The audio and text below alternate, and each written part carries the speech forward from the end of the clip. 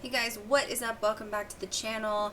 I am currently on standby waiting to go live with Dr. J Radio Live. It's out of Los Angeles. They have partners in UK as well. So I'm just going to put you guys on hold for a few minutes. I should be going live in about 6 to 8 minutes. There is a chance that I'll be running just a little bit behind. Apparently there's another show that goes on before me. Anyway, long story short, hold tight. We'll be in just a few.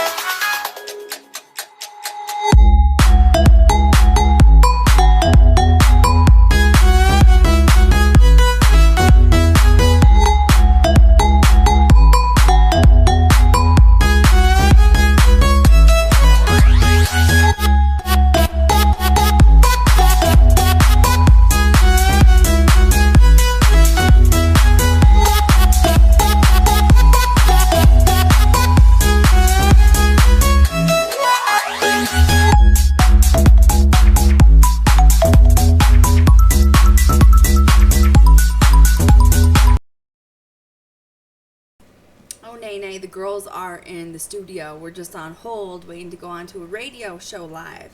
So, who said that? Mr. Mike Heaps? You just keep your heaps chill, okay? I'll be in a minute, Mr. Heaps. Just chill.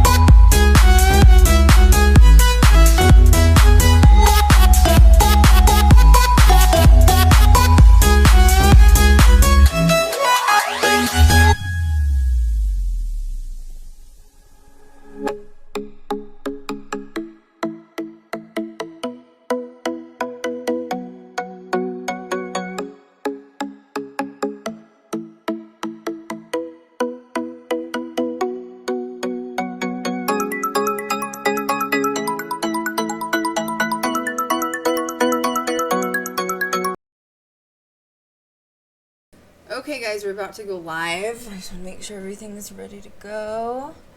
It's okay. That'll work. I was going to give you guys the address to the website that we're going live on tonight. Kat, go ahead when you're ready.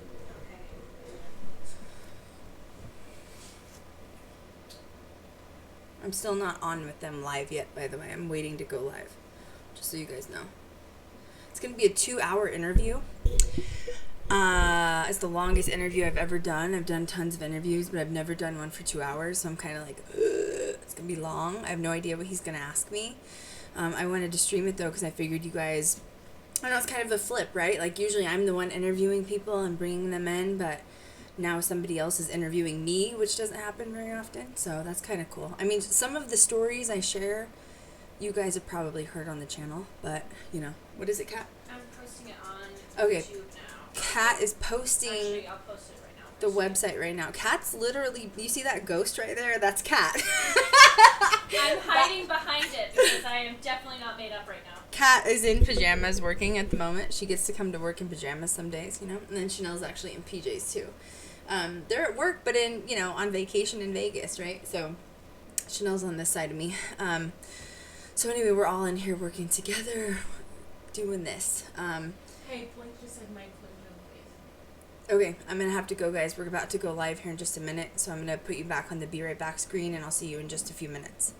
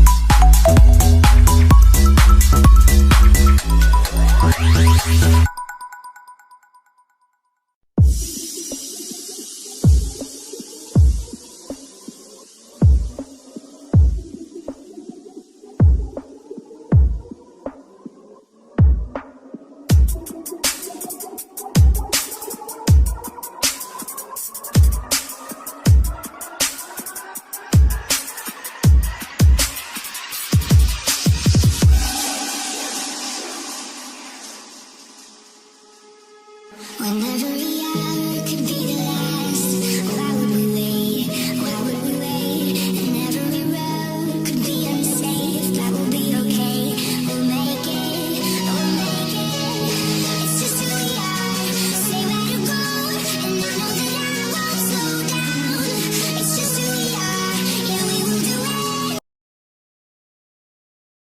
was going to come back in. We're still waiting, but it should be any minute, like Chanel just said. Wanted to give you guys a heads up, too. I believe, correct me if I'm wrong, maybe you guys don't know. He said that he was taking questions, so I think you can go onto their YouTube channel, because this is also streaming on their YouTube channel and a radio station and a couple other places. So if there's any questions that you guys have for me, if you go onto their channel, you can ask them the question and they might take it. Just want to throw it out there. He asked me if I was willing to take. Have to go, guys. I'll be back in just a sec.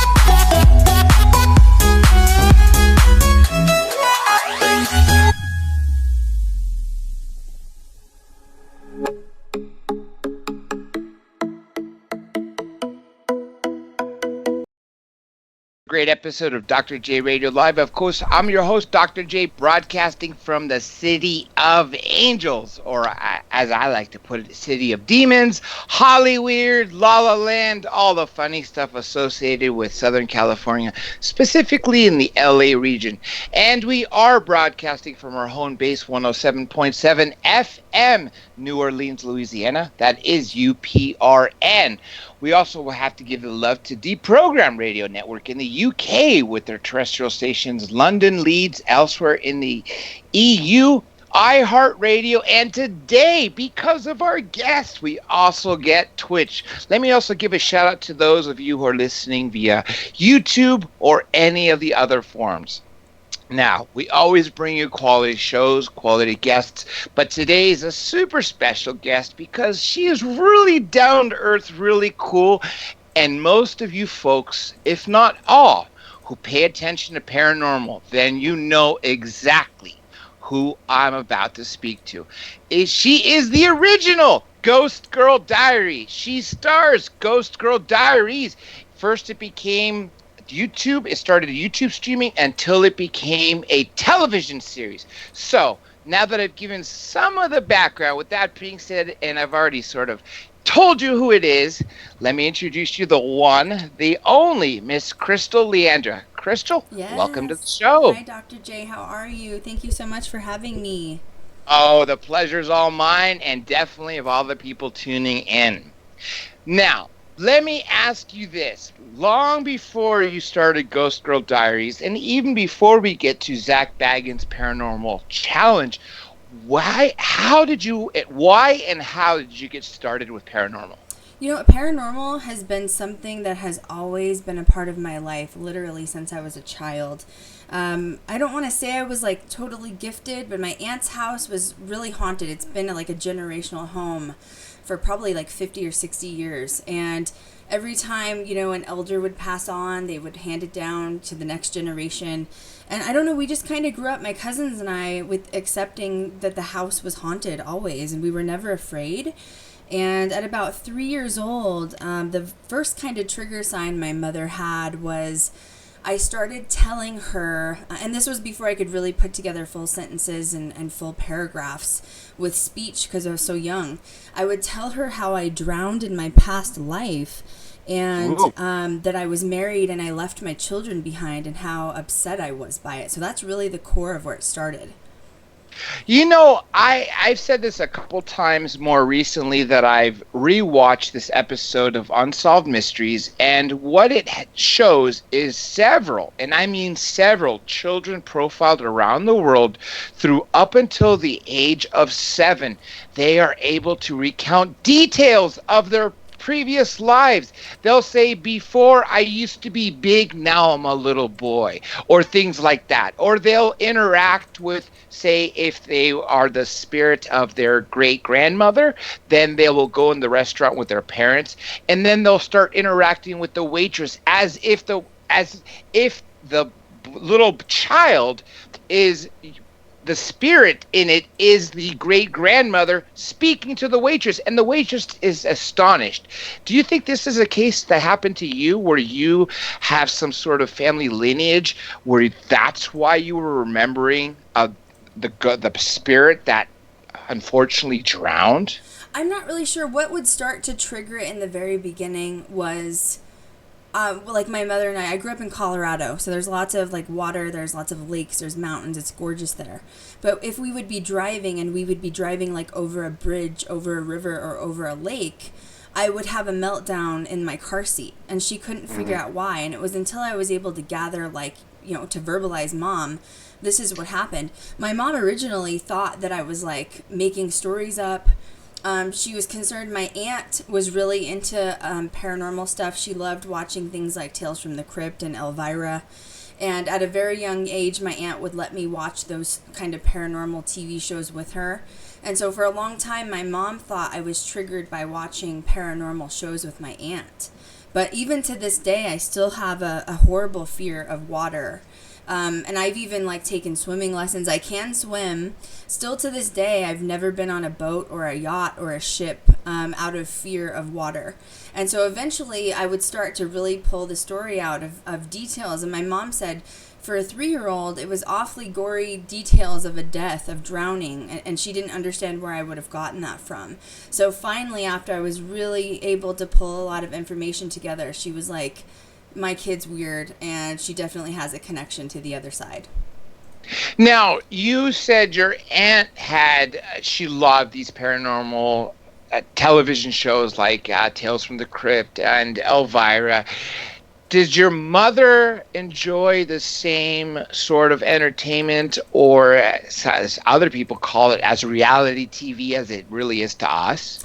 Not as much as my aunt was. My aunt was really into it. At the time, I was a mid-'80s baby, so the show that was really big up until the 90s was Tales from the Dark Side. I'm not sure if you guys are familiar with that. Of course. Oh, so, yes. My aunt would watch Tales from the Dark Side, and I had it memorized. I had the full intro. These are the Tales from the Dark Side. As a 3-year-old, I had that memorized. And my mom said she would just freak out. She'd be like, what is going on with my child? Like, why are you into this? They tried to get me to kind of forcefully be removed from watching those programs just to make sure. And I ended up throwing like a fit because I just love TV, anything related to paranormal and hauntings. And finally, they gave in. They were like, we can't stop her. She just loves this stuff. And it never gave me nightmares as a child.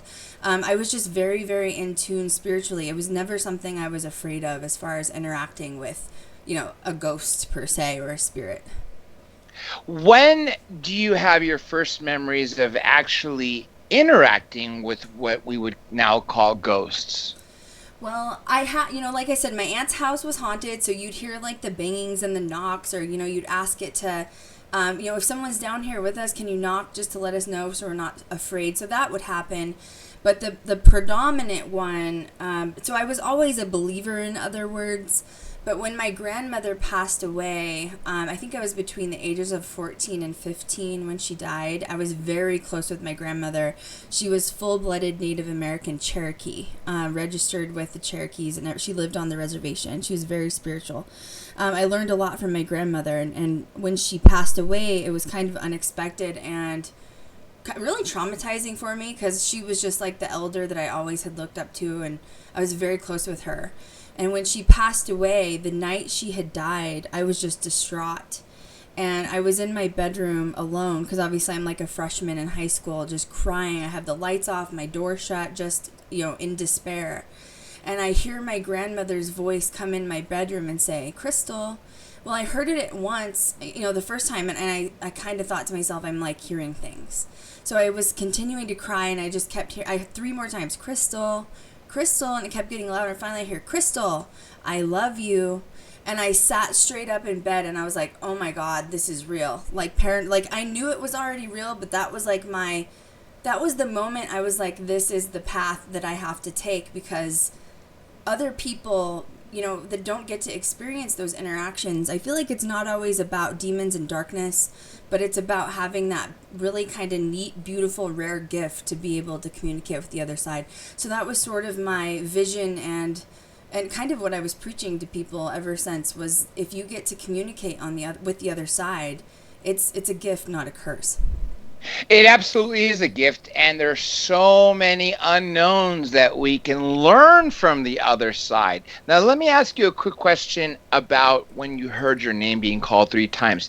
Did you hear Krystal being heard from your ears or inside your inner ears, meaning like, say, as a telepath would hear? Not telepathically, which is why I was trying to scuff it off as, I don't know. I guess, even to this day, sometimes you have interactions. I feel like it's the human thing to do, to say, oh, it was something else.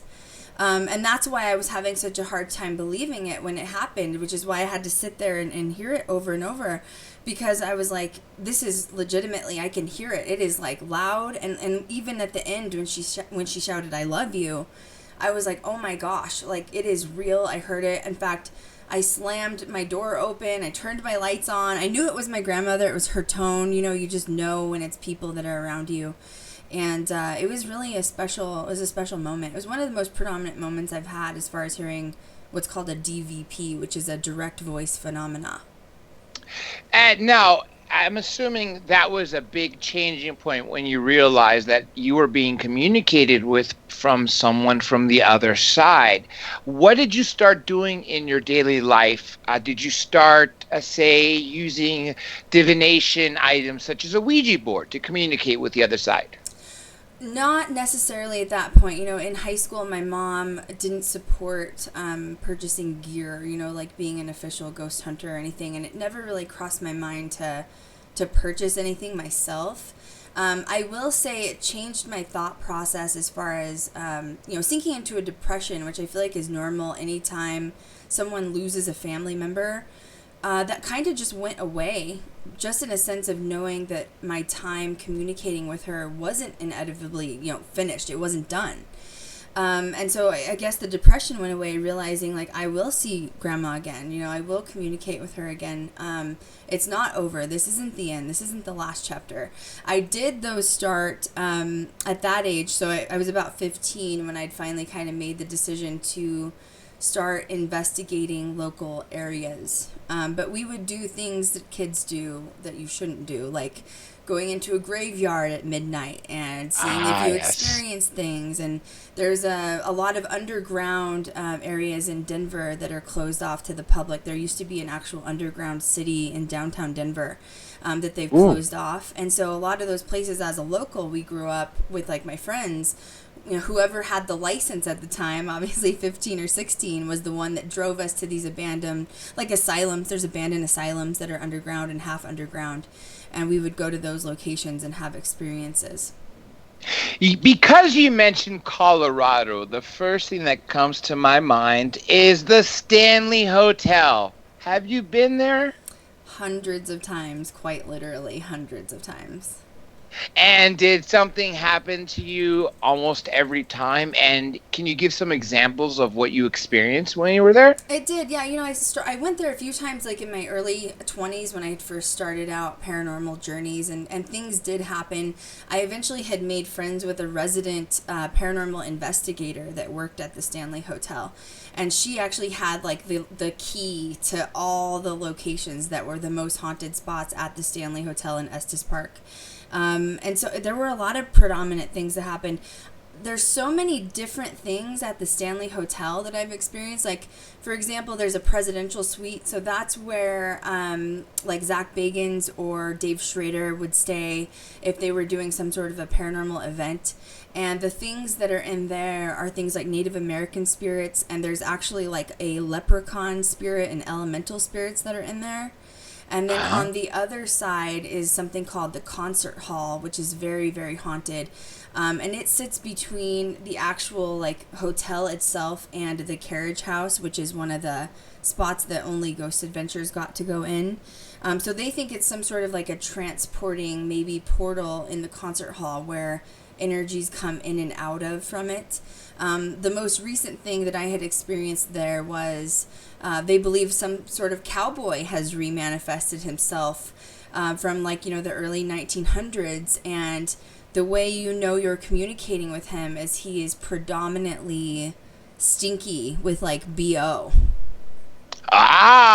Because you know what? If you think about the time and era when if you were a cowboy, being some of the first pioneers to the West, how often would you get a bath? There wasn't showers at the time on the West Coast. Mm-hmm.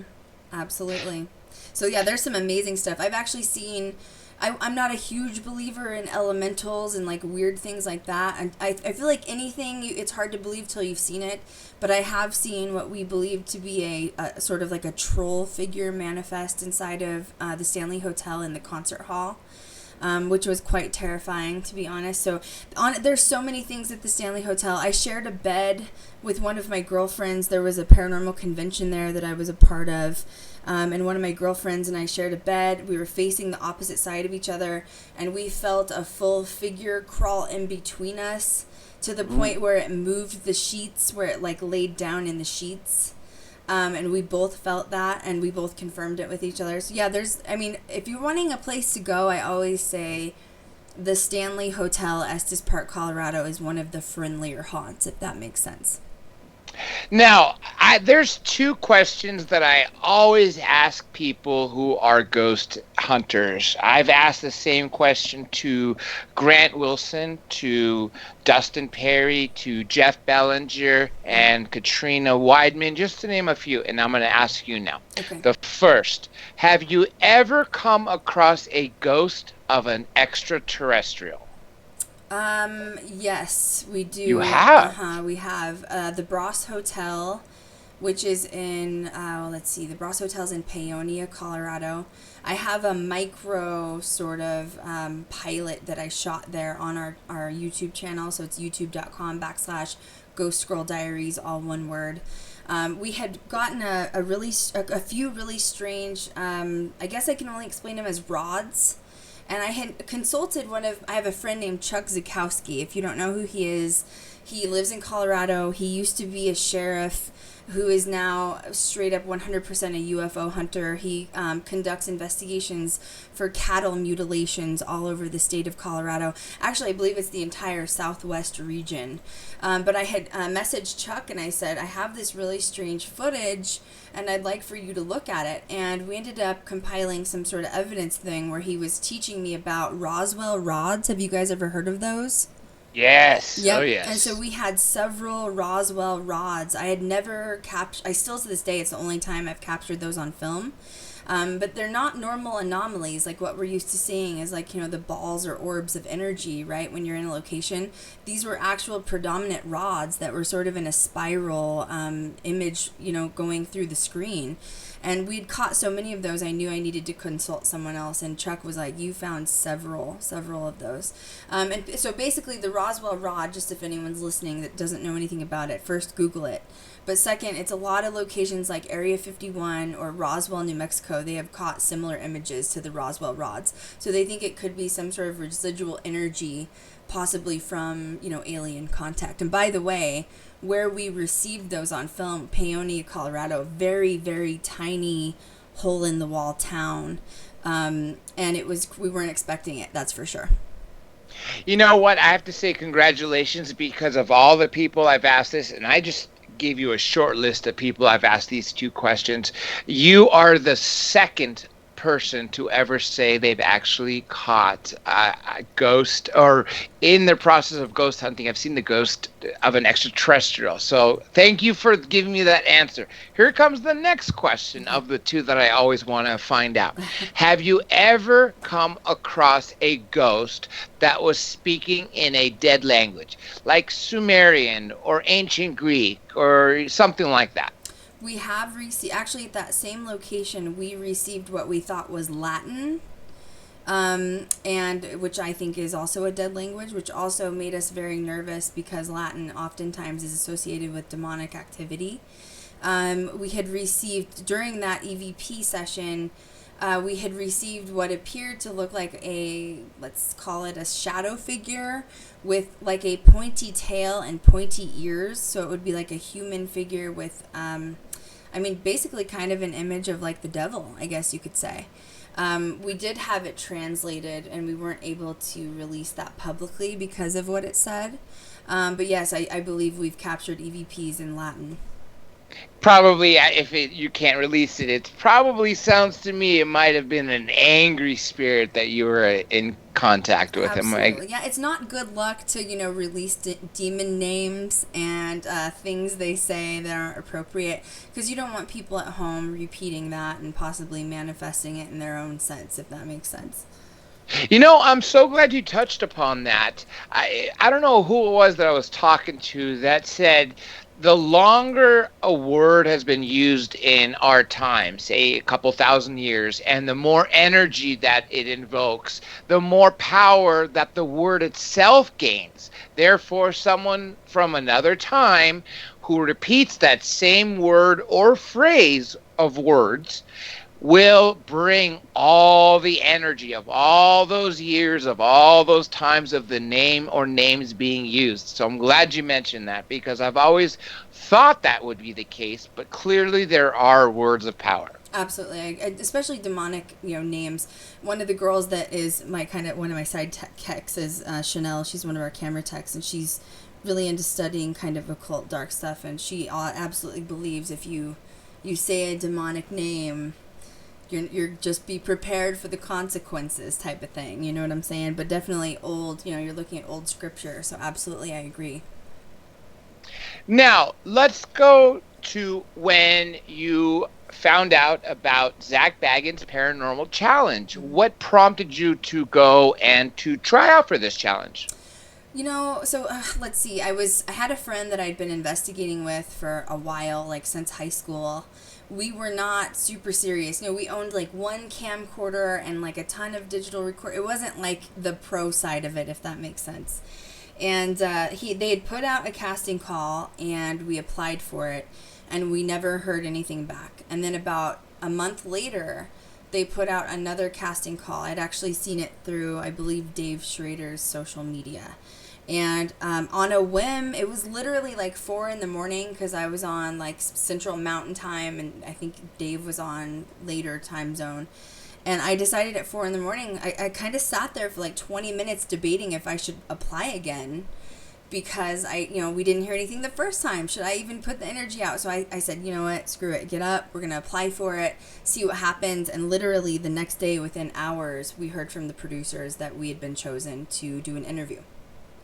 And that's what spawned, I'm assuming, because of that is what spawned Ghost Girl Diaries, or was it reverse order? Meaning, at what point did Ghost Girls Diaries become a series on TV? Right, well, we're not officially on TV yet. We're still in distribution. But, and I can't talk much about that, darn it. I know everybody's wanting to know about NDEs, that. don't even worry. Non-disclosure agreements, NDAs, absolutely. We were on Paranormal Challenge, which this is a different crew I was with at the time. We were season finale winners. And then I started traveling, doing like conventions. My name started getting out there. I had no idea what I was going to do next.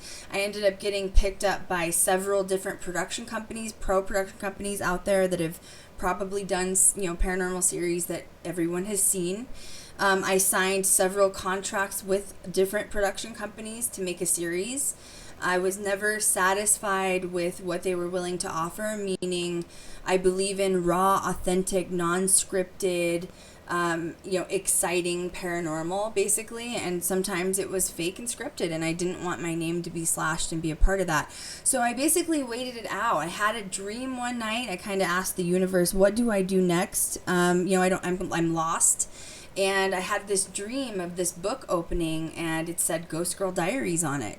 And literally within about 30 days, I made the decision to do a YouTube channel. The YouTube channel started out as me basically breaking paranormal production down on a film level. So talking about pre-production, production, post-production, how they make these.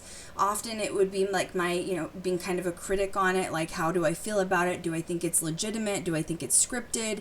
And literally in the beginning when I started the channel, I had no idea anyone was going to even want to listen to it.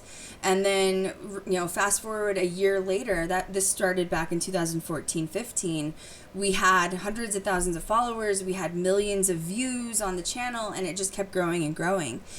From there, about December 2017, Logan Paul had released his famous video of going into Suicide Forest with a dead body. And anyone on Paranormal with YouTube related, discussions with Suicide Forest, which I had several, was hit really hard. And they stuck in algorithms, basically making it so that anyone on YouTube that had discussions regarding Suicide Forest would be sort of shadow banned. So our YouTube channel plummeted in January of 2018.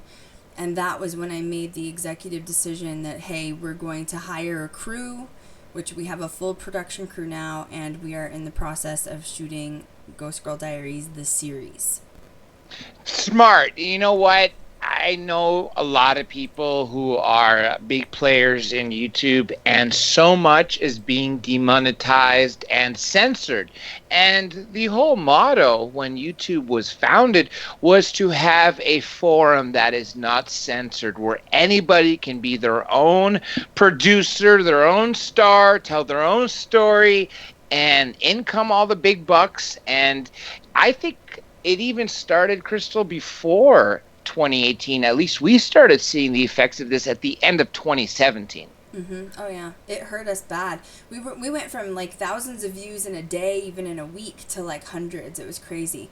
And so we did make a Twitch channel. I'm still active on our Twitch channel, but I decided, you know what, this wasn't really what my big picture was anyway. You know what I mean? Like I had a bigger vision anyway. And I had a lot of fans upset with me for walking away from YouTube. It wasn't their fault. We were getting like views rolled back. We were losing subscribers. Like whatever algorithm was happening, it was removing subscribers. I mean by the thousands. Like they were removing millions of views from our channel. And I just got fed up. You put a lot of money, effort, and energy into something. And I was like, I need to put that energy into something that's going to be successful in the end. Well said. And you know what? The fact that you're doing this now as opposed to realizing this 20, 30 years later, which you would have just that much more experience by then, but maybe the drive by hitting all these walls or obstacles like what you just mentioned about YouTube might prevented you from taking the leap, which you now have finally done so. Now, I know we can't discuss the details, so I am assuming we could not even mention the network involved, right? We cannot. Yep, we can't do that yet. We're still in the process of distribution. I can mention that my crew is amazing. I have some amazing people that are behind me. I have a producer named Kat. She helps me a lot with the pre-production side of things. She's a singer as well. She just released her new EP album, Holler Cat and Elms Landing. They also produced our intro song through Elms Landing, which is amazing. And then the other person that's really behind me, obviously my co-owner Blake, he's been doing this since, YouTube days with me, 2014. And then Chanel, she does a lot of our like camera work and stuff like that. So you have to surround yourself with really strong, positive, like-minded people that are as goal-oriented as you, because what we're doing here is not a small goal. You know what I mean? Like, producing your own series is not for small potatoes. No, definitely not. And I've been involved in the discussions with others and helping others, and it's not just a small, not just a huge challenge. It's a lot of time, work, and even a lot more waiting than anything else that I've seen to have come across with other friends who are in the stage where you are, where they're under NDAs, their series haven't quite launched, but they've already filmed, and I'm sure you know the rest of there. Now, back to your own investigations. Have you ever caught any or ever had any phone calls of any dead friends or relatives? No, I have not ever had phone. I have heard of people having that before, but I have not. I have heard of that before, which I find it to be very interesting and compelling. I've had phone calls come through that have been like strange white noise or or no number that have been kind of strange. After an incident, after some ghost hunting adventure? Honestly, most of our weird stuff like happens during pre-production. Oddly, Kat and I often have really strange things happen during the pre-production process, or like while we're on set. I mean, here's a good one. Between this and Aliens, we were just talking about Aliens.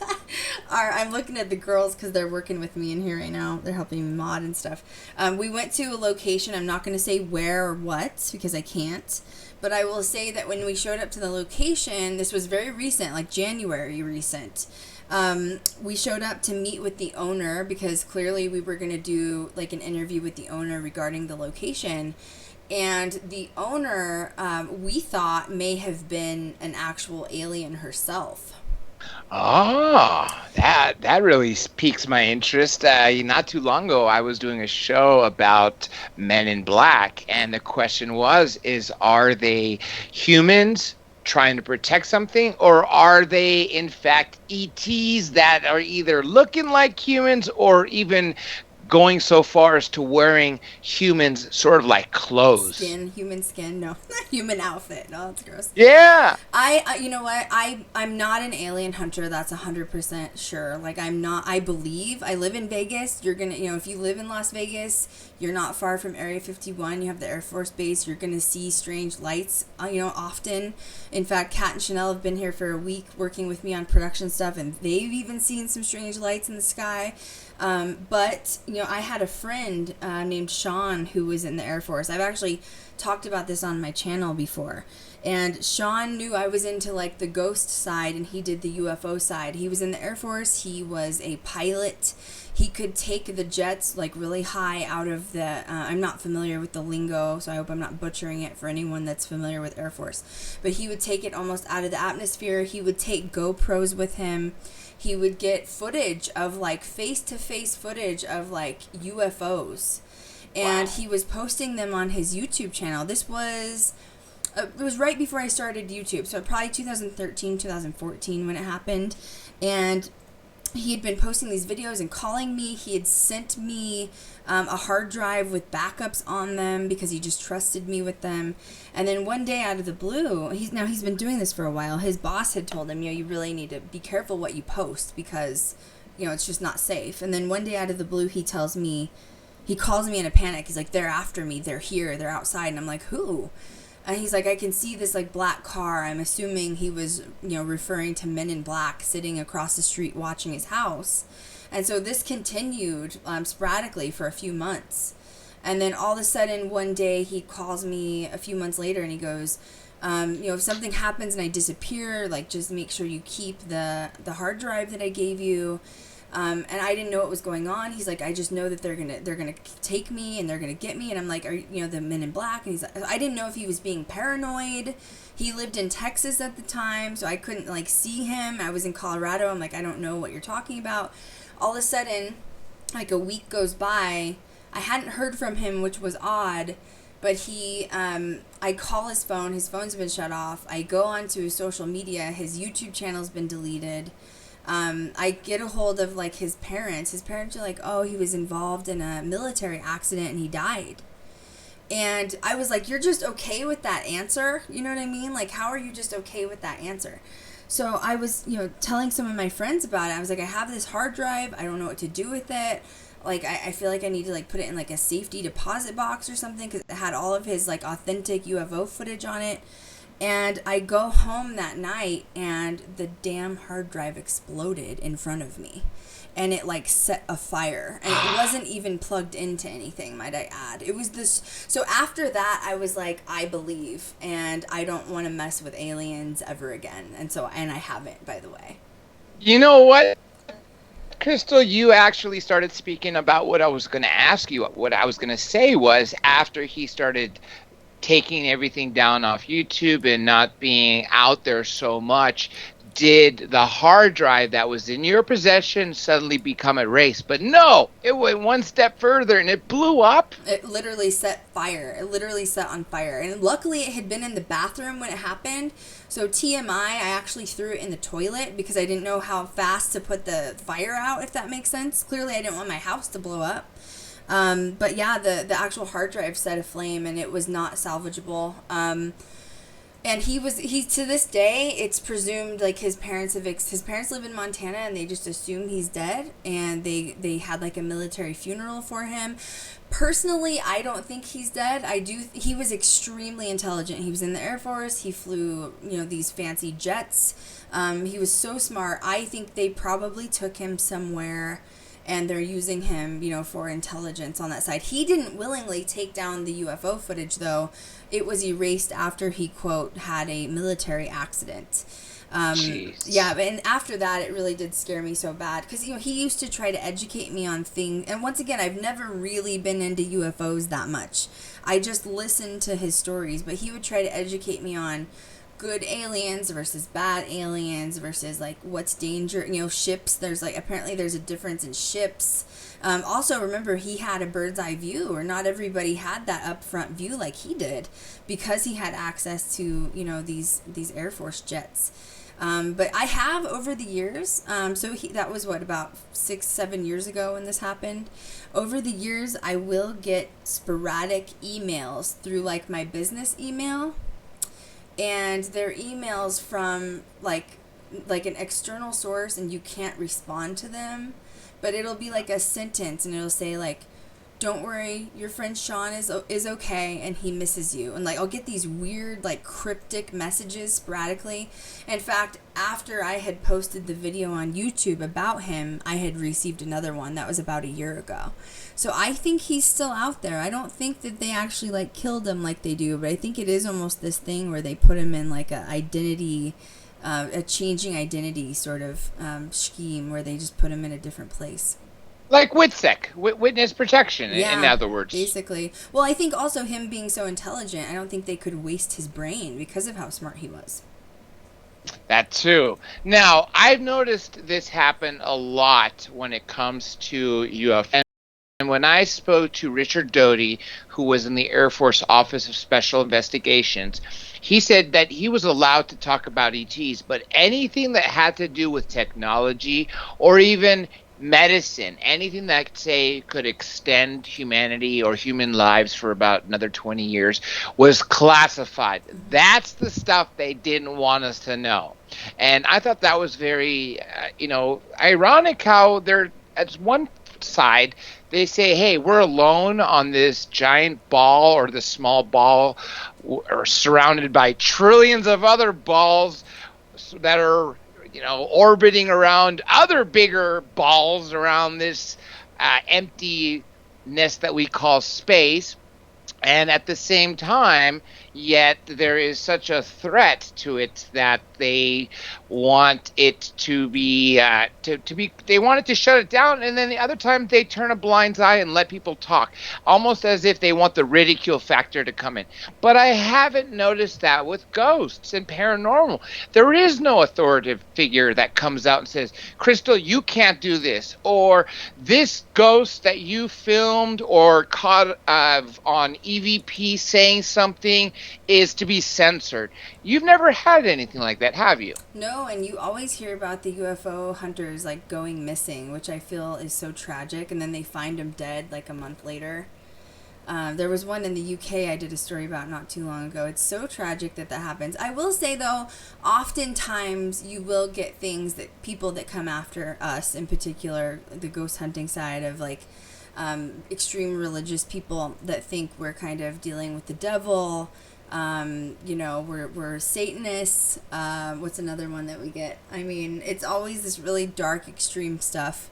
And we're like, no, we're not Satanists. No, the devil's not our friend. No, we just communicate with the dead. That's all, you know?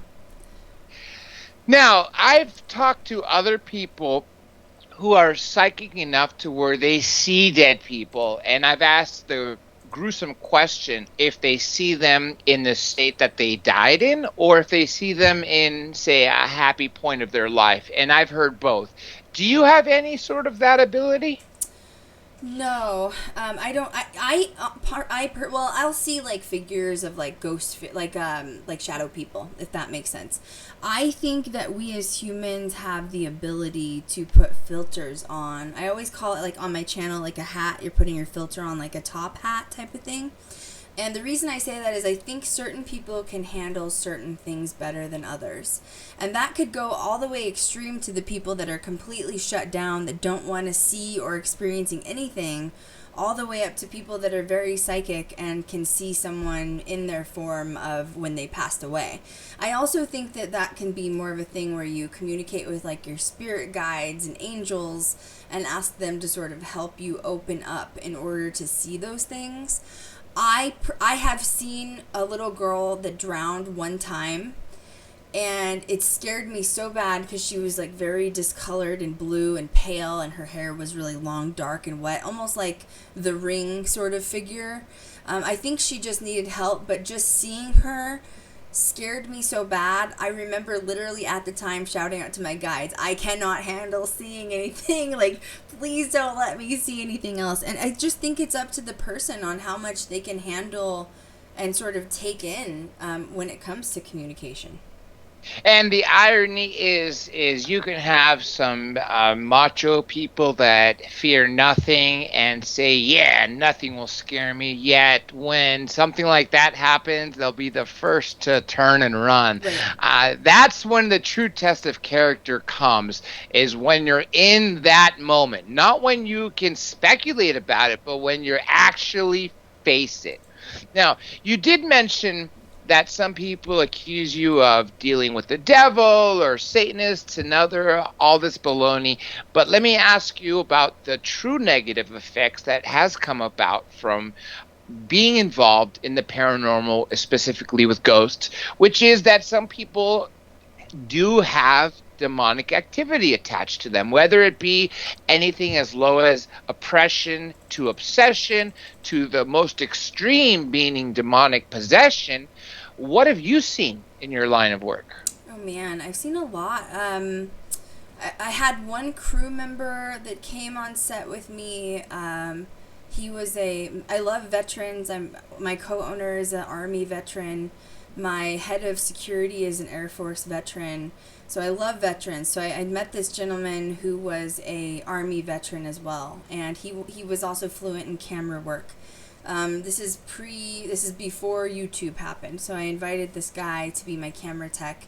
Once again, like you just said, I'm very tough. I've been to war. I can handle it. And I was still trying to prep him for it. And what ended up happening was, we were in Jerome, Arizona, which is a very old haunted mining town There's a building that I have access to from the episode I was on with the Travel Channel. I still am friends with the family. So the family gave me access to this building that's known for having demonic activity. And that's because over the years, people have broken into this building and done rituals and summoning and things like that. So I just wanted to prepare the crew for kind of anything that, make sure you're prepared for it. And unfortunately, he was a little too tough to take any of my advice. And we ended up going to Jerome, Arizona. We filmed in this building, and while we were ending one of the interviews, he had told me he felt really lightheaded and sick. And so my first suggestion was, why don't you step out of the building, get away from the energy, and maybe breathe some fresh air. He stepped out of the building, and he just started vomiting blood everywhere. Ooh, and he wasn't sick previous to this, might I add, and he was really, really ill. So we decided to go back to the room. I was like, well, if we have to, be delayed a few days filming, we'll do what we need to do. So we went into the Grand Jerome Hotel, which is where we were staying. They had accommodated us with several rooms. But all of the crew decided to follow this gentleman back in to watch him and just make sure he was okay. Well, he had also been tough and decided the room he wanted to stay in was one of the most haunted rooms. It was previously one of the emergency rooms and surgery centers before it was a hotel. So he went in this room, and we were following him, just kind of keeping quiet. He hadn't thrown up again. We don't really know where the blood had come from. And all of a sudden, he looks over at the bathroom, which was not far, probably 6 feet, and the door was cracked open. And he had said that he saw demons in the bathroom. And once again, going back to this guy being an extremely tough dude from the military, nothing shook him. He was very poised at all times from being at war. And he had a complete meltdown. He was laying on the bed. We think a possession took place. He started to spin on his back. He couldn't sit still. He was screaming, crying. Blood started to drip out of the side of his eyes. I was still fairly new at this point. I didn't realize that I wasn't even prepared, to be perfectly honest. That was another lesson I had in my journey. I was equipped with like holy water and sage, and we had a few other things. So I had my crew, we had to have the crew hold him down, and I literally had to wipe holy water on him. He had to drink a little bit of it, and finally he calmed down, and we had to get him a separate room at a separate hotel, because he'd had just a total meltdown. So that was a bad thing I witnessed. Two things I want to say about that. One, the room that happened to be an emergency surgery room, is that what you said, right? Yeah, that was it. Mm-hmm. I would imagine the energy of that room is so much because so many people die in the midst of a surgery, or they come in for one emergency that cannot be fixed by the doctors, especially in any given era. And so I would think that so many people pass through the other side, and that would make it a very, I don't want to use the word haunted, but a very powerful place on the other side. Did you get that feeling when you walked in that room? Oh, I mean, I've stayed in that room several times. There were literally thousands of patients that died in there, not only minors, but minors' wives that would go into labor at the time. We're talking 1800s sometimes. They didn't make it out of labor, and so they would die, or the babies would die. So you're talking thousands of people potentially died. There's so much energy in that room, which I did warn them before they made the decision to choose that room. There's so much energy. There's a connecting hallway to a couple of rooms in that same area, and literally all night the rooms just open and close as if doctors are walking through going to the other room. So I had warned them, if this is the room you're choosing to stay in, it's okay, but understand that it is still an active residual, hospital room that is still, surgery procedures are still happening in there. You know what I mean? And they still chose that room. Now, the fact that he said he, quote, saw demonic things in that room, I assume followed us from the other building over, probably were attached to him. Long story short about that guy, he ended up having trouble in his personal home. He ended up quitting, actually. He couldn't handle it. He got followed home and was having like demonic activity in his house for months, and that's why he quit. So it did follow him, and that's another huge thing. I would think that a lot of people that encounter a spirit and end up having an attachment with them. How many times have you come across that? Because I hear it a Oh lot. my gosh. Well, okay, so Chanel and I grew up similar, and between her and I, we're always getting attachments when we go to places. So, but you just have to learn how to get rid of them quickly. You know what I mean? Like you have to have spiritual sense, I guess. Kat is from the East Coast. Kat's from New Hampshire. She tends to go to Salem, Massachusetts very often. She's within driving distance of Salem, and she is constantly bringing something home with her from Salem. And once again, you have to be prepared to deal with it. But yeah, I've had crew members, I mean, literally since I've been doing this, which was 2011 with Paranormal Challenge, that have quit because they get attachments, and either A, they think they're too tough to deal with it, or B, they won't listen to my advice on how to deal with it. And then they can't handle it to the point where they end up quitting. And I'm not saying it's safe. It's definitely dangerous. I've had some even personal experiences myself that have been really difficult to get through. But, you have to play it safe too, going into these locations. But at the same time, I can give warnings, but I can't be responsible for everyone if they don't want to take my advice.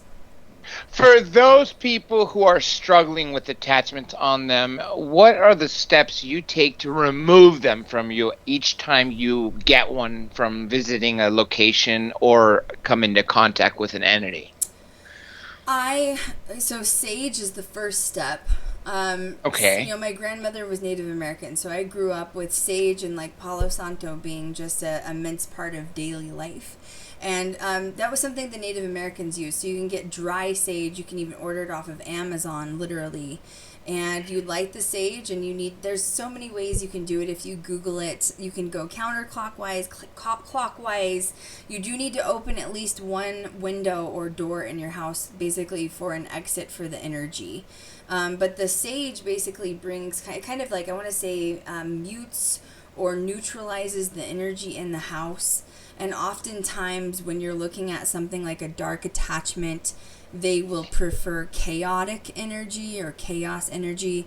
And when they start that attachment with someone, usually that person starts getting all out of place. They get messy with clutter. They are late for work, and it's all this negative energy. Like attracts like, right? So Yes. that's why this sage and Palo Santo, it neutralizes the energy. You can go further with things like salt rings around your house. Sometimes I've had to do that. There's further steps. You can go as far as bring in a priest or something. But the biggest thing I tell people when you get an attachment is, why are you letting it live there for free? Why are you letting that energy live at your house without paying rent?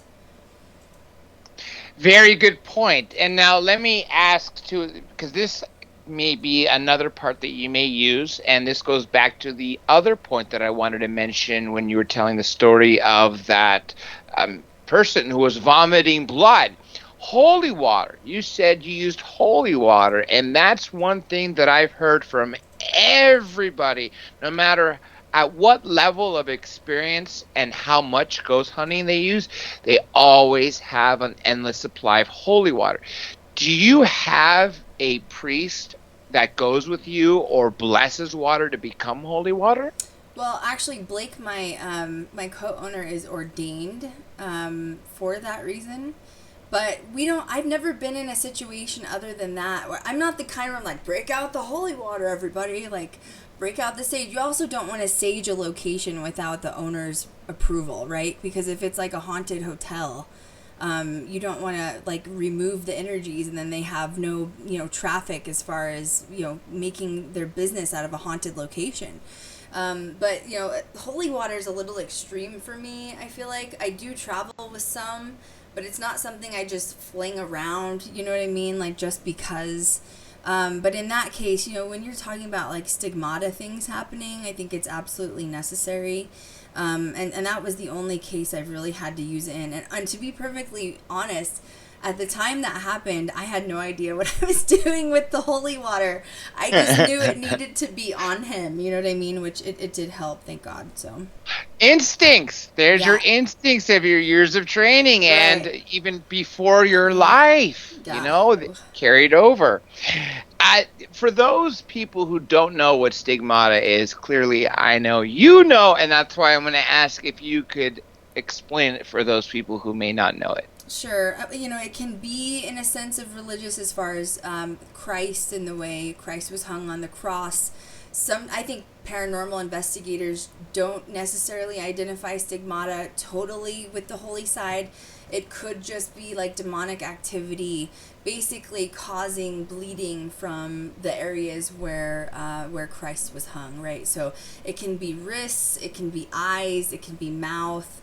And then that's what stigmata is. And that was what scared, the throwing up blood obviously made me nervous when that camera tech that happened. But when the blood started just to drip through out of the corner of the eyes, I was like, oh my gosh, I'm not even equipped for this. I mean, clearly you don't go, especially in the beginning phases of paranormal, like you're not like thinking, oh, I'm going to go into this location and finally I get to experience stigmata.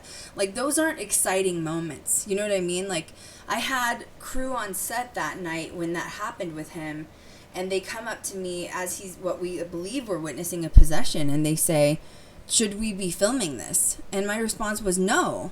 Like the health and well-being of my crew comes before anything else. Like, of course, that'd be a wonderful thing to get on film, but like it's not exciting. If you're like witnessing a real possession or stigmata, you're not sitting there like, oh yay, this is so exciting. It's like, oh my god, like we need to make sure this person doesn't die from this. Yeah, it's not an Instagram moment, that's for sure. No. You want to take care of that person. Absolutely. Now, let me talk to you about demonic possessions. It wasn't until not too long ago that I wasn't even aware of Annabelle. Tony Spera described to me the different stories involving Annabelle and how he has to handle Annabelle, and even when he brought Annabelle to Zach. And something happened there, but he couldn't really go into detail. Maybe Zach told you. But then I started looking further into that, and then I found Robert the Doll from either 06 or 08. Only recently have I come about and found out there are so many more other possessed dolls and other possessed items. What have you seen, especially in Vegas, being to Zach's museum? Yep, I have been to Zach's museum. It's interesting you bring that up because in January, my producer Kat got to go meet Annabelle with Tony Spera on the East Coast, and she had she'd just been obsessing with the photos that she took with Annabelle to the point where she had to delete them off of her phone. She thought she was becoming oppressed by it, so she's actually removed the photos from her phone. As far as those go, I do believe in the demonic dolls. They scare me. I'm not going to lie about that. I have been to Zach's museum a bunch. I even got to go. He invited me in a few times before it was officially open. And one of the times I went in before it was open to the public, he had invited me into the room next to the doll room, which is kind of like his oddities room. And he was sitting in a chair, and he had an empty chair across from him. And he's like, why don't you come in and have a seat? And I don't know what it was. Like, of course, you're in a haunted museum, which is already, like, weird and uncomfortable, right? There's so much energy just going on in general. But there was something about the chair I didn't like, so I kind of paced the chair a little bit back and forth. And I kept looking at him, and I was like, I don't know. And he's like, just have a seat. And I was like, I don't know. Like, I just kept saying that. And finally, he's like, so you don't want to sit down and chat? And so finally, I was like, okay. He goes, I know why you're feeling weird. And I was like, why is that? And he goes, that's the exact chair that I had Annabelle sitting in. Oh, and really? I said, Annabelle who? Annabelle who? And yeah, so it was that chair. It was that exact chair. So even Annabelle, no matter where Annabelle goes, she sort of leaves something in that chair.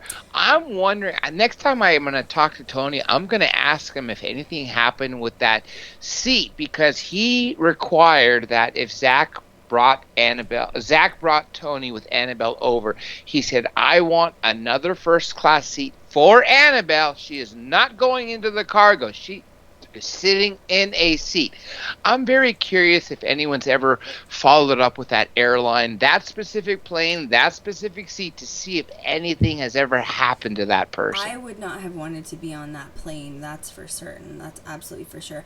I do know what happened with the doll and Annabelle. There was a strict code of conduct that Tony Spera had required Zach and the crew not to touch Annabelle. And during the investigation at the museum, Zach had reached over and he did, in fact, grab Annabelle's leg, which inevitably shut down the entire investigation. So what was kind of circulating on social media when that happened was a lot of people were giving Zach flack for it. Clearly, he's my friend in real life. And, at first, I was a little turned off by that idea. I thought, why in the world would you want to touch, the most haunted doll in the world? Why would you want to touch it? And until Kat went to meet Annabelle in person, did my mindset sort of change. So Tony was extremely upset with the fact that Zach had touched Annabelle. The entire crew was kind of frowned upon for it. But after Kat went in person to Annabelle, she even said there's something so compelling about that doll's energy that it makes you want to move closer and closer to it. So in my opinion, the paranormal community shouldn't have given Zach so much flack for touching the doll, because I think it was an energy issue. I don't think it was just him saying, I want to touch Annabelle. I think she is probably demonic, as everyone says, and demons are often tricky and compelling. And I believe that is what happened. That is truly what I believe happened.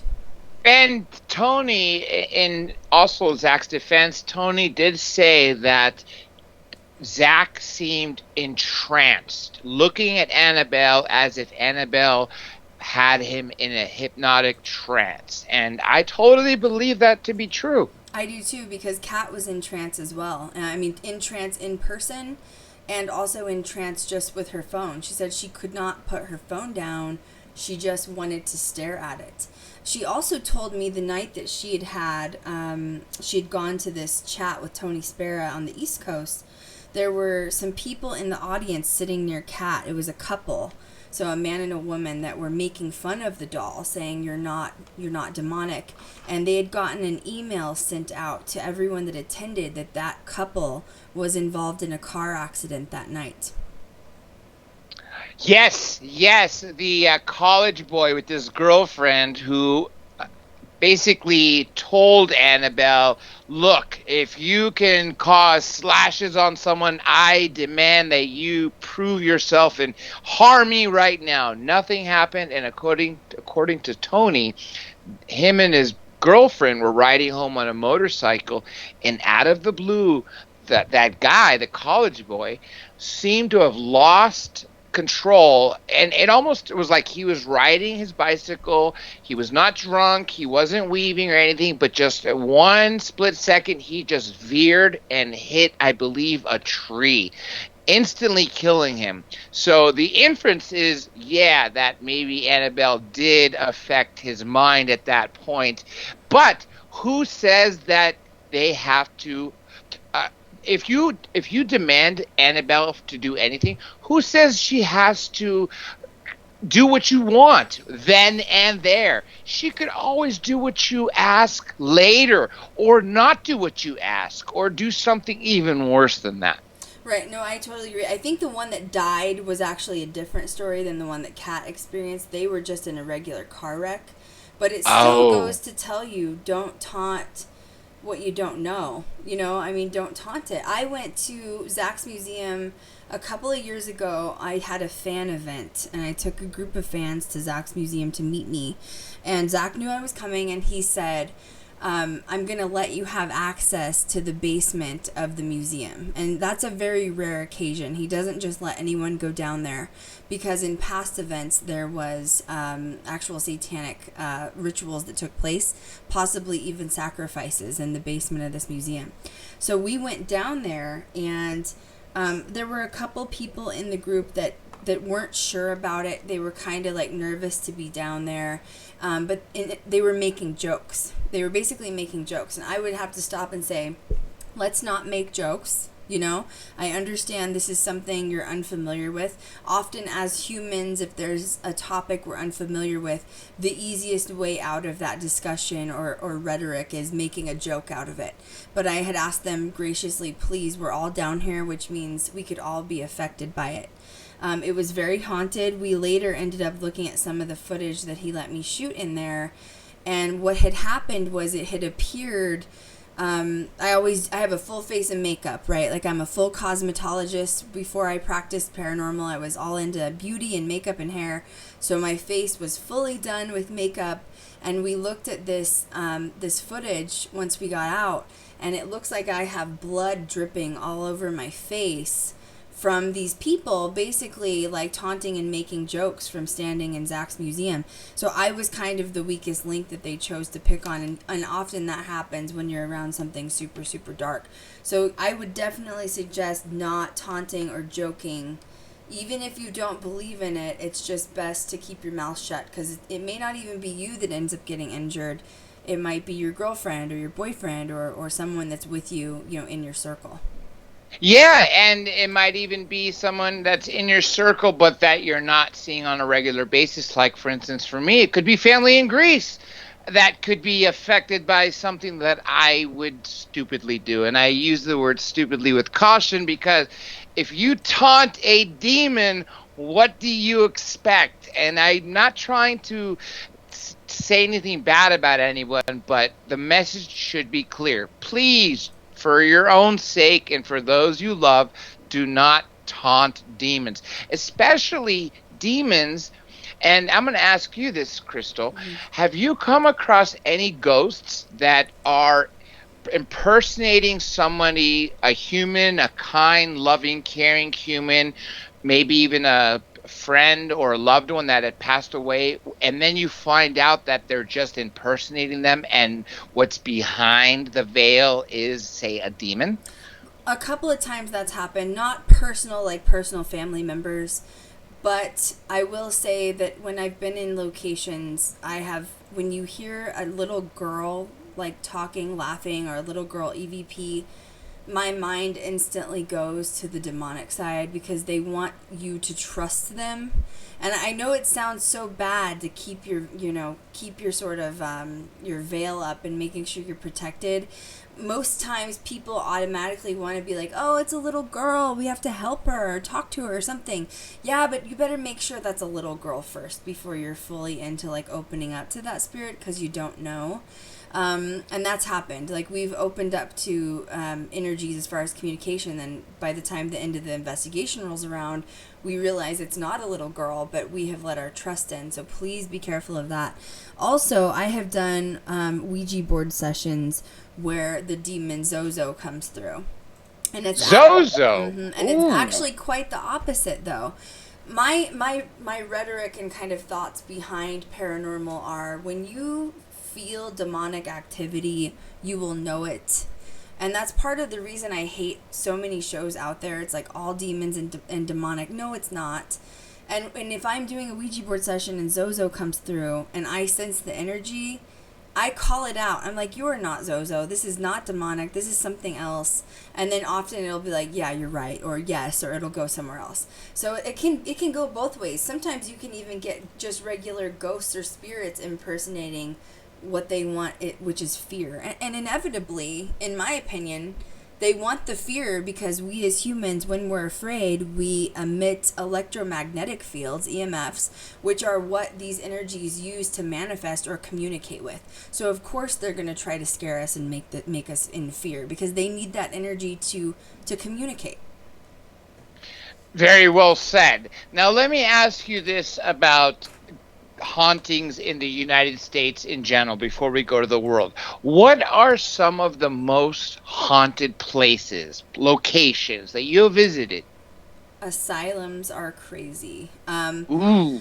But once again, the compassion side, which is what we're building with Ghost Girl Diaries, is that there's not many females or women in paranormal, which I can't stand, because I feel like women in paranormal would bring a more empathetic side to it.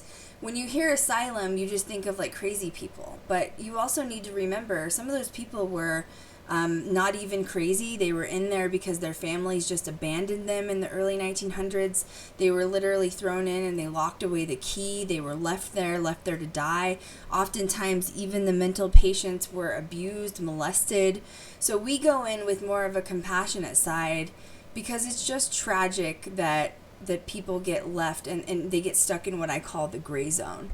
So I would absolutely say asylums are huge. But my favorite kind of haunts are the small town haunts that have kind of fallen off the map and nobody hears about. And that's because there's so much rich history, and most of the time they're really untouched as far as investigations go. So those are my favorites as far as like just little towns all over the United States. Do you know of any towns that exist in Southern California that were rich in history but may have dwindled because of either some activity or maybe because a freeway was built somewhere nearby that nobody needed to cross through the town anymore, or any of the plethora of reasons why? There are, Los Angeles is so huge, but there's a lot of places in LA that had old asylums, and some of them are still standing. They're just completely abandoned. You can't access them because they're owned by the state, so they stay completely empty. But we believe they're very haunted. So sometimes you can gain access, most of the time not. You have to do a lot of negotiating. I don't know why they keep them standing and not tear them down. I assume they do still see them as like a piece of history. There was one we were just trying to get into recently that was an all women's sort of like asylum turned to mental health institute. But you're right, when big cities come in, big highways come in, San Bernardino, you have all these mass amounts of people. Those places close up. Obviously, they had traumatic things happening in there, unethical things, and then they're just kind of left and just disappear from existence. Now, I'm assuming, as a lot of people have been through what's very close to me, the Queen Mary. Mm-hmm. Yep. Have you had any experiences there? I have. Yep, I've been there. The one thing I was shocked about the Queen Mary is, first of all, that's the only ship I've ever been on, and it stayed in harbor. Thank you very much, because of my fear of drowning. Yeah. But, it was beautiful. I didn't realize how thin the walls were, like if you're trying to investigate because it's on a ship. But we were in a suite, and we had a lot of things happening in there. It seems to me like it's a lot of residual things in the section that we were in, as far as just people coming in to stay and sort of enjoy their stay. We did at night go down below deck. I want to say level 2 or 3 is usually it's usually cut off to the public, but at night it's still open, so you can go down there, which is supposed to be like the most haunted deck, and it's really eerily strange. Like, the only way I can explain it is it kind of sounds like negative decibels when you're hearing, which to me, I assume that means there's a lot of energy going on down there. It's super haunted. It's very historical, though. I know it's not the Titanic, but it almost gives you that feeling of like being in that time. Well, wasn't it built by White Star Line, the same people who built? Mm-hmm. Yeah, so it obviously has the similarities. And the pool room is the room that I hear the most stories emanate from. I don't know which level. I'm assuming it has to be 3, maybe. The lowest level possible. That's just from my perception. I've never had the chance to stay the night, because when you stay the night as opposed to going there for dinner, you have more access. Even though you are not going to get all the access, you're still going to get more access than those who just show up for the day or the evening. So anyhow, I got lucky somehow. When I went in, one of the girls working at the desk had recognized me from YouTube. And she had given me all these little, advice on what to do. But I have been in the pool area, which is that same deck that I'm talking about. But for some reason, that area made me feel very, very sick. Really? Yeah, I had to actually physically leave because I just felt like I was going to just vomit. And so I think there's just so much energy going on down there, and that, maybe they're concerned for guests, which is actually, I read somewhere on an article, I'm not sure where, don't quote me on it, that they were about to open up that deck. So maybe they're working on it. I would hope so, because I know a lot of people who are trying to become ghost hunters definitely want access. It shouldn't be limited to just a select few, and even more so, the people who are the corporation that runs it shouldn't be the only people that decide where you should be able to visit of this historic ship, which, like you said, is at its harbor for a reason, because it's now a museum. Right. So I really hope people at some point do allow. There is a question here I wanted to ask. Lasha Senyak asks, what does she think shadow people are? Are they ghosts? There's theories behind shadow people. You know, in my case, when I see shadow people, I'm not sure if it's dark like some people want to make it out to be, or if it's just the way I can visually see spirits, because once again, I've put that filter back on. But like if you go to Jerome, for example, in the like really old building they have, it's the original hospital that dates back to like the 1700s. That's the building where they've had people break in and do like satanic worship. That building, you will see crawlers, which are shadow people. I'm not sure if you're familiar with what crawlers are. Yes, yes. So crawlers are like these, they look like they're a human body, but on their hands and knees crawling literally like on the ceilings and walls. Oftentimes you'll see that in Jerome on like the ceiling of the morgue, which I do correlate with possible dark/demonic activity. So that could be one version of a shadow person. Another version of a shadow person would be having, what is it called when you're laying down in bed and you're sleep paralysis. Oftentimes people that have sleep paralysis will have a dark shadow they wake up to standing over them.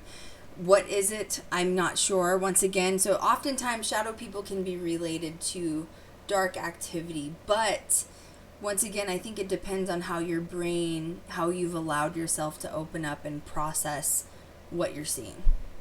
Now, let me say one interesting thing about shadow people that really, it was only from one guest, and this was Grant Wilson, and he changed my outlook forever.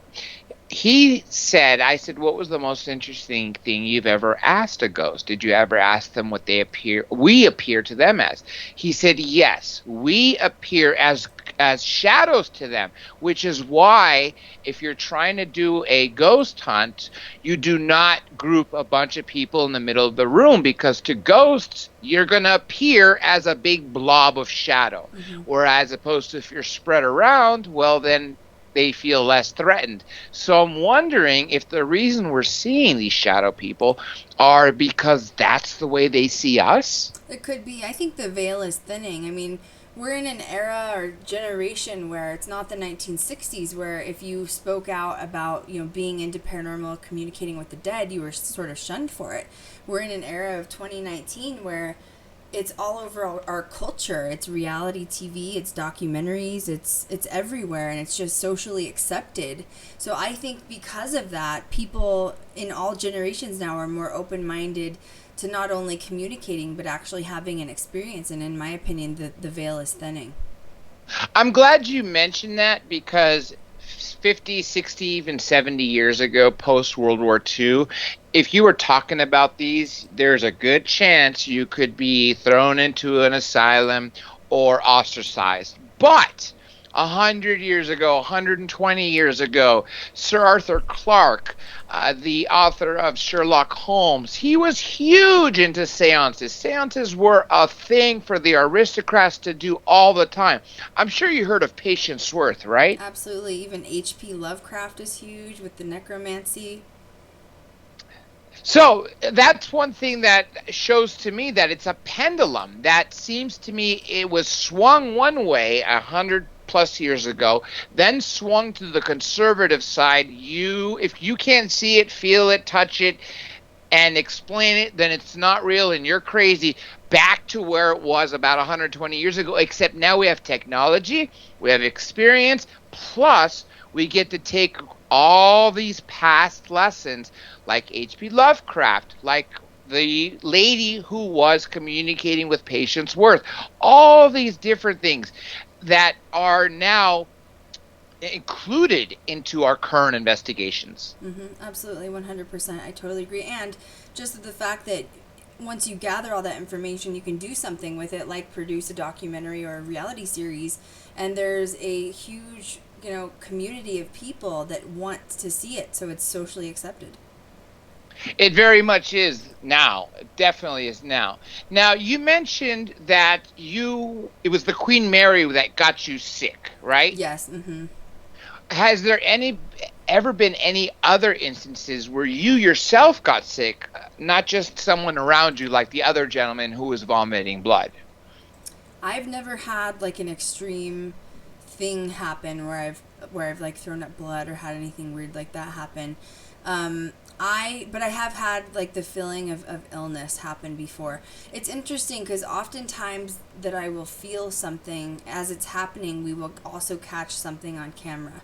Like, for example, when I was talking about the Bros Hotel, which was where we believed we had captured some Latin EVPs along with the Roswell rods, I was speaking on camera, and all of a sudden, out of nowhere, I said, I'm going to be sick. Like, I just know it's going to happen. And as I said that, a shadow actually stepped out from me, became its own unit, and then walked off screen.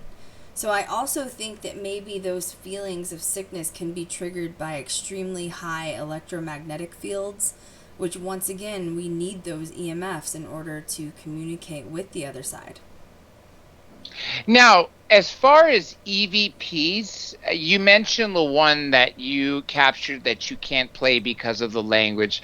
What are some that you've captured that is not harmful and maybe giving you a message that could help you or even help the entity that's trying to communicate with you? I've actually had, the River's Inn, which is a location in Antonito, Colorado. It's also a very small town. There is a family that passed away, one at a time in there. And at the time, I think it was the early 1900s, they were the richest family in the area, which to this day, there's only like 800 people that live there. So the population is still very low. But when we went in to investigate, we were kind of asking questions like, do you want to stay? And the answer often was, well, yeah, we don't, so you don't want to cross over? No.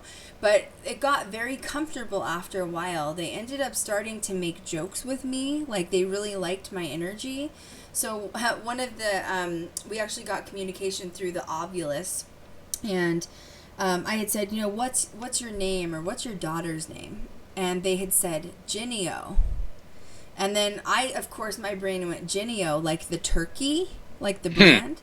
And all of a sudden the Ovulus comes through and it goes har har har, like it thought it was funny. Interesting. So it has like you said, a sense of humor. It does. But if you look at like the Ovulus has an actual dictionary, there are no names on it, and it doesn't have anything that says har har har. So that energy was able to actually manipulate the EMFs within the Ovulus and give me a whole new word that didn't even exist in the dictionary itself. So for some reason, my energy tends to be more upbeat, positive when I am interacting. Now, I have had some dark attachments happen. Like, oftentimes when I go to Zach's museum, I get followed home by the spirit of Ed Gein. Are you familiar with who he is? Yes. So it's the Texas Chainsaw, basically, massacre guy. It was based off of him in the story. So Ed Gein was from a little tiny town in Wisconsin, and he was murdering and grave robbing women, specifically skinning them and trying to build a female bodysuit to impersonate, of all things, his mother. So he has a really big mommy issue and women issues. And I think that he knows me from going into Zach's museum before it was even open. So ever since then, he just mutes with my energy and follows me home. He may not be a demon, but to me that is extremely dark. Someone that could do those things. And so we know when we get followed home, and you just have to take care of it is the biggest thing. Now, let me ask you this. People, when they pass away, and some people who come back have a near-death experience where they describe if it's a positive experience, it could be a light and other things like that. Sometimes a tunnel, out-of-body experiences, and if they stay dead, which obviously we don't know at this point, if they're in that realm of so-called heaven or hell, whatever it may be, what they're experiencing. But then you have the others that pass away that are still staying in these realms. Mm-hmm. Why have you, or through your investigations, what have you figured out is the reason why some ghosts are ghosts as opposed to others who pass away and move on to another plane that we can't access? I think it depends on the location. Like, for example, if you're going in a location where there's been, like, the actual murderer is still living there, and I think he's deathly afraid to cross over or go on to the next realm and kind of face judgment for what he did on this earth. So he'd rather stay stuck, what I call, in the gray zone. But I think for other people, you know, like going to these inns that I've been to and the questions I ask of, like, why do you stay? Oftentimes it's just as simple as, this is my house and where else would I go? And, you know, they don't want to pass on because they don't think they need to. You know, maybe they were agnostic when they were here on earth. Maybe they were atheists. Maybe they just don't care to know what's the next realm, you know? Kat and I did get some really good evidence when we were investigating at one location, and they just straight up didn't even know they were dead. They didn't even know they were dead. And we got clear as day EVPs and communication. So I just think it depends on the location and what sort of energies you're actually interacting with. Have you ever had the daunting task of letting a dead ghost know, who doesn't know they're dead, that they are in fact dead? We have said that before. We've said, you know, do you understand you're not physically here, you know, on this realm? And the next question is usually like, what do you mean? You know, what do you mean? And we say is, you know, your physical body is no longer here. Like, you're not alive, and your family is probably waiting on the other side for you. And it's usually this shocked, like, oh, really? I didn't know. Are you sure? You know, like, they don't understand. We do not, quote, cross ghosts over. I don't think anyone can guarantee that. I can't stand psychics that claim they can do that. You can't guarantee it. I don't think you should promise a dead person you can cross them over with no guarantee. I am absolutely open to you saying you can try or want to help. But you don't know how to guarantee. It's also all about that free will thing, which means we as humans, even in spirit form, you know, have the opportunity or options when to ask for help and when not to. And even if you make that offer, that doesn't necessarily mean they're going to take it. Well said. And you know what? Speaking of free will, if you are promising a ghost that you're going to cross them over to be with their other family, and they are somebody who in life was someone who was easily ticked off or gotten mad very easily, and yet you were not able to succeed, well, I don't even want to stick around for what would happen if you angered that ghost. Mm-hmm. Absolutely. Well, that, and you just can't, you know, I knew this paranormal team back in the day before I got on YouTube that they would promise this little girl spirit that they would cross her over, but they'd never go back and fulfill that promise. And I just think it's wrong. I just don't think it's ethical, in my opinion.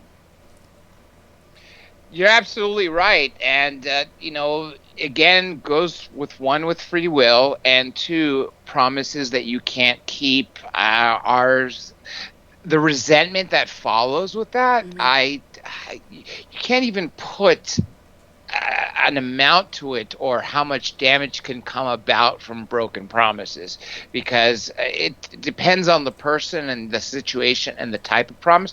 But a serious promise like that, like, hey, I'm gonna reunite you with your family, and then you fail, like I said, I don't want to stick around for that. Now, being an empath too, you know, empathing the energy of that entity, of like, how could you live with yourself even saying that you were going to help this person and then you couldn't fulfill that? You know, just being an empath in general, I think you need to do just ethically what's right and wrong. Empath. For those people who don't know what an empath is, can you describe what an empath is? Sure, an empath is someone who easily mutes to other people, or in this case, dead people's energy. Meaning, I could be sitting in the room with Kat and Chanel and feel what they're sensing right now within themselves. So, like, if you go into a location, which is what I always say, I don't read, you know, vocabulary or English as far as speech. I read energy. And it's when you go into a location, you can go in two different rooms and feel two completely different people or energies that are in there. You can do it with real life humans, or you can even just do it with animals. There's people that are animal readers. And yeah, I'm definitely a big empath. I've always understood, or at least my personal belief, is that we humans should all be telepathic, or we were at one point, and something caused us to start speaking in tongues, literally, with our voices. And the reason being is that we should be able to communicate with an animal and feel that it's feeling, whether it be fear or hunger or love or anything, and that should go across every living person or being on this planet, and other planets if you want to count that too. I agree. And it's not just that's compassion. It comes down to compassion. Like, in fact, we were at location, a few months ago filming for the series, and there was a loose dog running down the street, and we're in the middle of nowhere in like a desert oasis, and of course we're not going to let the dog go. So here we are, we're supposed to be filming. The whole crew is all empaths out running, trying to chase and catch this dog, because we wanted to make sure it was safe. But yeah, I think it's so important. I feel like, just being a good human in general is someone with compassion. And I mean, being an empath isn't easy though. That's definitely the truth. I mean, I've had to train myself over the years when to turn it on and when to sort of bubble up to turn it off, because being an empath can be extremely, extremely emotional at times as well. Easily, if you're experiencing the same pain that someone or something is feeling, and you're feeling it to that same degree, I couldn't imagine that unless you're really hardened, that your heart would just melt from sadness. It is. And I always say too, being an empath can be dangerous, because not only do you attract the light, but you also attract the moths. And I mean that as being possibly demonic activity, dark activity, or even just in general people who are energy vampires. You can attract those, like in human life. And that can be draining. And you just have to really be protective and careful of your energy, of your own energy, and making sure how you reset it and recharge it. Let me ask you about channeling. Have you ever channeled other spirits? I have not. I have seen people do it. I haven't done it. I have had a past life regression happen, though, if that counts. Yeah, please let me know, because obviously if you knew when you were 3 years old this ghastly death of this drowning, I would love to know what the regression told you. Yeah, I had a really good friend that was psychic at the time in Denver, and for months he had been suggesting, I trusted him very much. He's like, we should do a past life regression. I think it could help you with your drowning. That's exactly why. And I think we should try it, and here's why. And I was like, I didn't know what to expect. Clearly, I had good psychic readings and bad psychic readings. I had people read my tarot cards and all that stuff. But I thought, I don't know, how does a regression even work? I didn't even research it because I was afraid I was going to set myself up for unrealistic expectations, or if something happened that I did want to happen or didn't, either way I would be like disappointed.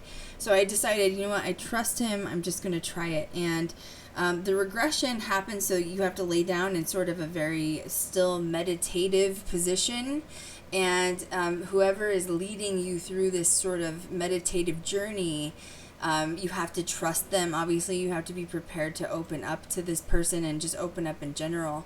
And I didn't know what was going to happen. One thing I noticed, I'm really fluent with meditation. I'm big in that. I think it's really important to reset your energy using meditation as, sort of an energy light worker / an empath. And so I was sort of in this meditative state, and I did realize that my eyelashes and like my eyelids started to flutter at a really fast rate, which I assume is when like the trance sort of thing started to happen. But there was so much that happened. It ended up being about an hour to an hour and a half. He didn't really stop you when you're in the middle of that, obviously. And at the end of it, he makes you kind of come to and come out of it. But some interesting things happen, like I have developed a relationship with Saint Michael over the years, using him as a tool for investigating. And so there was a point where Saint Michael had kind of showed up. It was like wings and feathers sort of thing. I'm very close to my Native American heritage, which is Cherokee Indian. And I ended up having sort of like a hawk totem show up, which I wasn't expecting. And I had somehow been placed on what looked like to be a beach surrounded by flying hawks, and like this Indian man sort of walking towards me as if it was like very protective sort of thing. So yeah, having a past life regression, you have to make sure you're spiritually prepared for it, if that makes sense. I'm glad you brought up St. Michael, because Kat in the chat is talking about St. Michael and how she had a family member dream of him. So it's perfect timing. Yeah. Now, let me ask you about ley lines. Do they play a factor on certain locations that may have more activity, paranormal activity? I do think so. I do. I actually purchased books on ley lines, specifically too with the Bermuda Triangle. I was really into that for a while. It scares me, but I truly believe there's almost like portals too that exist near the ley lines. Also, regarding UFO contact, I think there's often, I've studied a lot of the UFO stuff that happens on the East Coast, and sometimes where massive abductions take place is where lots of crossing ley lines lay in the earth. You're absolutely right about that. And before I really started getting involved in ghosts, UFOs was my main thing. But then I started to realize that the umbrella of paranormal covers ghosts, UFOs, cryptozoology, and everything else, because I think they're all interrelated. So these ley lines that are crossing in certain places that have more activity, like you mentioned, could be natural stargates, or like the Bermuda Triangle. Who's to say that every ship that goes disappears and the people on there just die? What if they end up in another ocean, maybe in a distant galaxy on another planet, because of this portal? I agree 100% with that, which scares me indefinitely, but I absolutely agree. They can't find the ships, they can't find the people, there's not even bodies. Where do they go? They literally transfer somewhere else is what happens. Now, let me ask you about spectral animals. Have you come across those? Now, are spectral animals considered the ones that represent, like, if you see a coyote on this road 3 times, you die type of things? No, more of like a ghost of, say, a dog that may have passed away that you see and then just disappears, or even may have, red eyes or something like that. That's what I mean. Yep, I have seen energies of animal spirits, absolutely.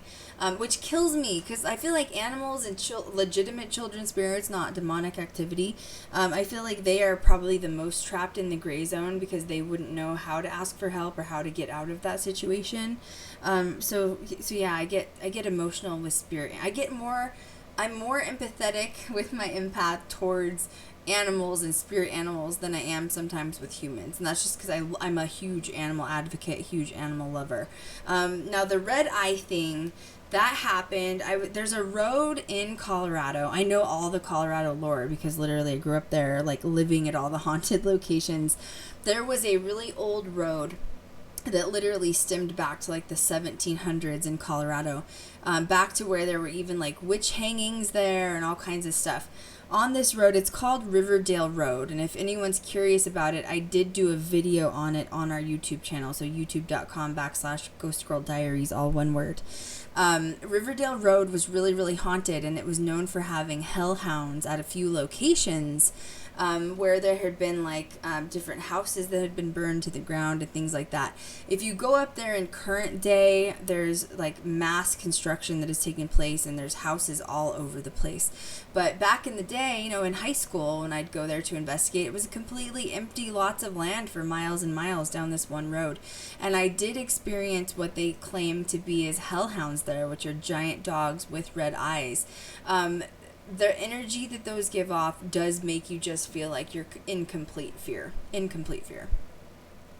I would imagine so. And the other question is some of these hellhounds, are they spirits of dead humans? Who's to say, right? I mean, yeah, you can't really determine it. I do think there's some sort of guardians, though, for not wanting you to access something else.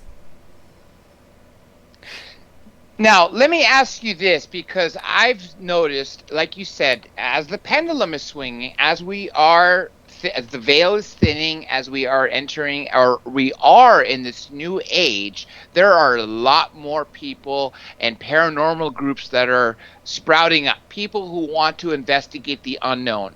What advice would you give for those up-and-coming ghost hunters, particularly those? What would I give for up-and-coming ghost hunters? Well, one topic Kat has recently brought up, which I think is perfect opportunity to talk about, especially as you're learning trial and error processes, because that's really the only way you're going to learn.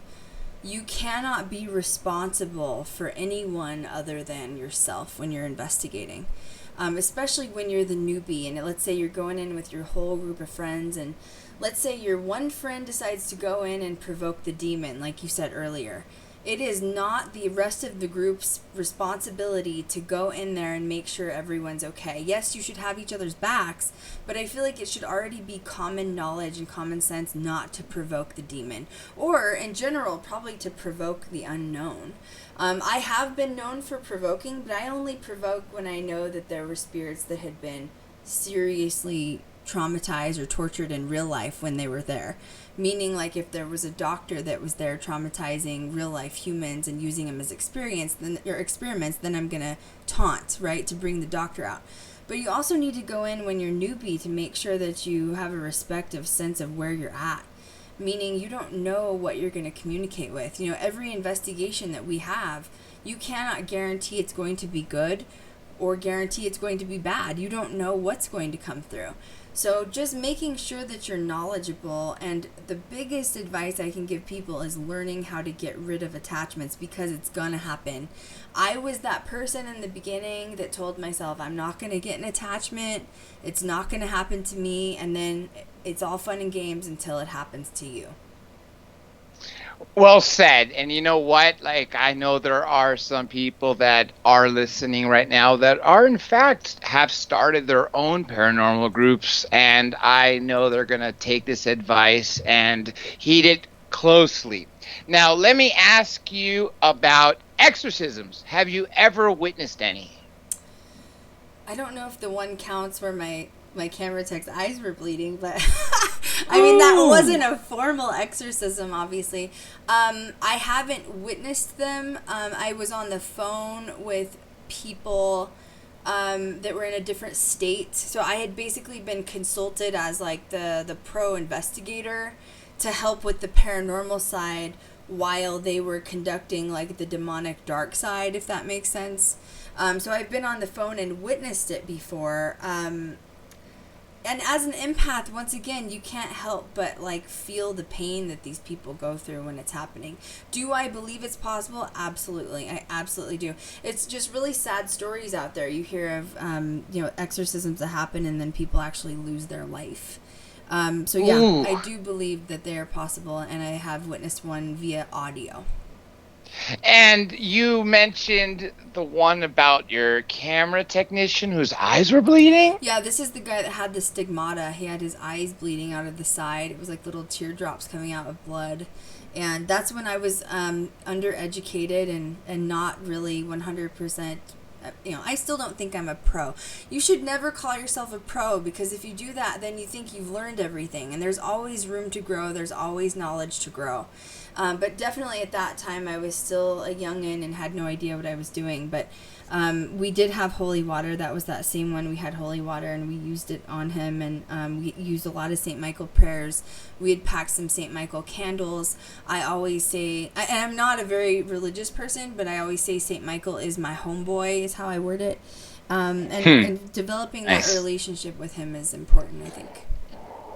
Now, since we have about 5 minutes left, and I want to give you time to plug in everything like your YouTube channel and what's up and coming for you, if you can pick this, go down to the craziest single story. I know there's a bunch that you've experienced and have heard, but if you could choose one, what would you say? Oh man, one of the craziest stories. It would probably be experiencing the elementals in the Stanley Hotel, which in the presidential suite it was the leprechaun, and in the concert hall it was the troll. Because I feel like as an investigator, oftentimes, we hear demonic stories and we hear the regular, just run-of-the-mill ghost that's haunting. But this was something out of my realm that I still feel like I'm not familiar with. We had been in the Stanley Hotel in the presidential suite, and we ended up seeing a little short man that was probably a foot to a foot and a half tall, running through slamming doors in the presidential suite. And he had the little top hat and everything, and he was little evil laugh. It was literally what you would have thought of for a leprechaun. And I remember all the friends in there were like, we haven't been drinking. No one's under the influence. Are we actually seeing this, And then the other one was experiencing the troll manifest in the concert hall of the Stanley Hotel. It was like a 4-foot troll, but what you would think of like the treasure trolls, where they have like the wide face and the wide body. And it manifested in front of us, literally. So it started out as nothing and then manifested into the troll image with the spiky hair. It did not speak. It didn't move. It didn't talk to us. It didn't do anything except stand there. But everyone in the room that was witnessing it literally flung themselves like to the back wall as fast as they could, because it was like you couldn't get enough, like you didn't want any space or air in between you and the wall in case it could get behind you type of thing. It didn't harm us, but I don't know, when you start seeing stuff like that you think only exists in fairy tales, suddenly then there's even more investigating to do, and you realize there's even more out there that we haven't experienced yet as a community. The tip of the iceberg, literally. And you know what? If I had seen a troll that just manifested in front of me and just stood there, didn't say anything, I think I'd probably be more scared than if that troll was there to deliver some sort of message. The silence itself was the message, is the way I'm interpreting it. It was, no one spoke, not even the crew member. Nobody said a word. It was just dead silent in there. And you also said something amazing, Krystal, that everybody needs to pay attention to this and apply this to every aspect of their lives. Nobody can call themselves a pro at anything, really, because there's always room for learning, improvement, more experiences, especially when it comes to this. We are only seeing the tip of the iceberg, what they allow us to see. It's not like we could say, hey, tomorrow 6 p.m. Pacific time, we want 3 ghosts from different areas to sit down for an interview. Not going to happen. So we're sort of on their rules. And no matter how much expertise you may have, there's always more. And I think throughout this line of work that you're in, Krystal, other side, when I say they, meaning them, they will remind you just how little we really do know in the end. So very powerful statement. Now, because we're running out of time, I want to give you time to plug in everything. But before you do, if you have one final statement for everybody, what would you say to them all? My final statement is I always tell people, you know, I'm doing something really extreme with my life. Like, I've made a living out of being a paranormal investigator. I obviously like to look at myself as a filmmaker, documentarian as well. But the biggest thing I can tell people is follow your dreams. Your soul on this planet, for the little time that we have here, because life is so short, your life will never be fully satisfied if you don't follow your dreams. Whatever, it can't be as extreme as what I'm doing, is what I tell people. And if I can make a living at doing what I'm doing, you can too, but you have to be willing to put in the elbow work. But it will work. You have to believe in yourself. Well said. Now let's talk about where people can find you and see. You mentioned your YouTube channel, your upcoming series. Yep, we have all social media. So literally you can just Google Ghost Girl Diaries. We do have, like, the actual head company that we have is ghostgirlmedia.com. That has all of our social media links. But you can find us everywhere. We're on Twitch, YouTube, Twitter, Instagram.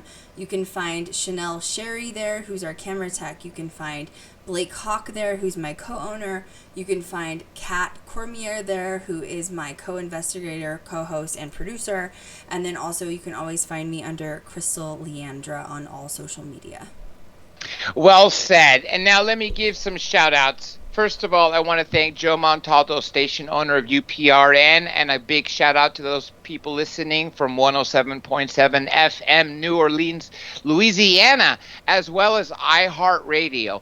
Decades ago, you would not be carrying shows which you call fringe, but are now carrying, plus all the other networks, including Deprogram Radio Network and the station owner in the UKJC. I also want to thank, of course, my social media manager, Pam Vrettenberg. Please check out our website, unitedtruthseekers.com. Also, my associate producer, as well as VP of Operations, Josh Cherez. Much love, Josh. He's done a lot of work behind the scenes, and he is an up-and-coming ghost hunter. So hopefully, I guarantee you, Krystal, he is learning from your lessons and what you said today. And I do want to thank you, Krystal Leandra, everybody. It's been a fantastic time. Like I told you before, I knew as the moment I got on the phone with you for a quick pre-show chat that this time would fly by. Like you said, you are well-versed and you are full of stories, and I would love to have you back, especially when it's time for your premiere. Yay. And yes. So keep me posted. And I want to thank, of course, the biggest and most important people are the listeners globally.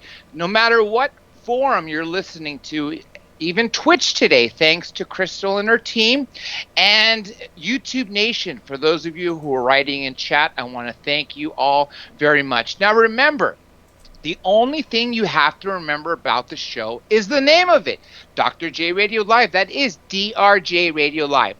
Everything from the domain, Facebook, Instagram, Flickr, Twitter, Minds, Patreon, whatever you could think of. Some is posted on right now on YouTube, but you could see all the rest on the website. Buffer's another one that I didn't even know. Twitch we're a part of, even though it's not really active, but that's the same username. So just remember that, folks. All you have to remember is the name of the show. Now, the only thing I have to tell you, too, is remember, disclosure is all in your hands, folks. Please, if you have any stories, if you have anything you could add to this, please don't stay silent. Come forward. You are not going to be considered crazy when you're talking amongst us. You're definitely in these times. We're not living in the 50s and 60s. We're going to throw you in the puzzle factory anymore. This is why I ask everybody to please be proactive. With that being said, join us same place, same time tomorrow with the godfather of ufology, the one and only Stanton Terry Friedman. With that being said, folks, this is Dr. J, and I am officially signing off. Krystal, thank you. I just accidentally ended the phone call with him. I don't think I was supposed to. But anyway, I'm still live. I'm sorry, Dr. J. If you're on there, shout out to you, boo. I didn't mean to do that. Anyway, I didn't know. He thought he was cutting the show. I didn't mean to not say thank you. So anyway, shout out to Dr. J. Shout out for everybody for having me. Radio stations, you never know how they're going to interact differently and how they're gonna close. And I guess I ended it because most of the time they end it without you. You know what I mean? I did not mean to do that. So anyway, that was really fun. It looked like there was a lot of people in chat. My chat shut down halfway through. It did. And so I couldn't. It like wouldn't refresh. So everyone's laughing. Oh, no. I can see everybody laughing now. Sorry. Chanel's like, Krystal, oh my god, just a hot mess. Anyways, that was really fun. Hopefully you guys got some info on me that you didn't know about. YouTube, I think that we can leave comments, but if you guys have questions for me that you didn't get to, if this phone rings, Chanel, while I'm finishing this stream, will you answer it and let them know it's probably Dr. J if he calls on the work phone? Sorry, guys. You just text me. You did? Okay. Yeah. Tell him I did a whoopsie and that I apologized on social media. I really didn't mean to though. It just clipped and that was it. And I was gonna call him back at the end of the show. So anyway, if you guys have any questions for any of us, leave us some comments. And you know what I was thinking too, Kat? Everyone's wanting to hear about Annabelle. Which part of it? I think the whole thing, because you haven't really shared that much, have you? No, not much. So maybe tomorrow, if we go to lunch, we'll stream from lunch. Yeah, that'd be fun. I think that'd be good. It'd be like Talk an about the informal chat. experience. Yeah. And you guys can kind of hear the Annabelle story, because honestly, you know, for a minute, I agreed with Tony Spera saying that Zach shouldn't have touched Annabelle, but until one of my own crew members experienced that, which is, to me, total darkness, ultimate darkness, we realized, you know, he probably didn't do it on purpose necessarily. She's so compelling and, like, makes you. So I was really upset with the paranormal community that, you know, if they're as well-versed as everybody says they are, that what makes you think that a dark energy couldn't compel someone to do what he did, is all I'm saying. I mean, we know Zach. We know he dips his toe in the dark pool, okay? But still. Toe. Just a toe. Spooky toe.